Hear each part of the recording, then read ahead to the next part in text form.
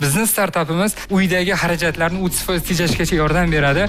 Sizni mavjud balansingizni necha kunga yetishini oldindan taxmin qilib beradi. Uy bilan bog'liq bo'lgan ilova hisoblanadi. Maqsadimiz juda ham go'zal. 51% bozorni egallamoqchimiz. Savollaringiz marhamat.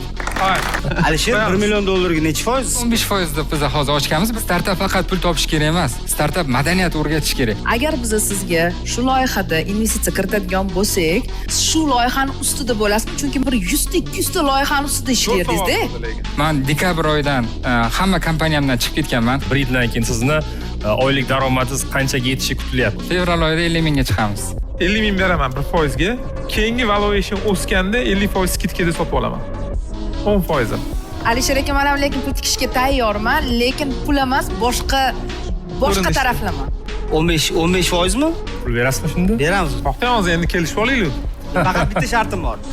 Mendan boshqa hech kim qilolmaydi. Eksklyuziv. Bizachi? 15% ni olamiz, bizga qiziq. Aloqa Venturesga qiziq. Hozir ketyapti 100 mingga 5 million atsenkada. Xo'p, hozir Alisherni o'zi tanlashi mumkin.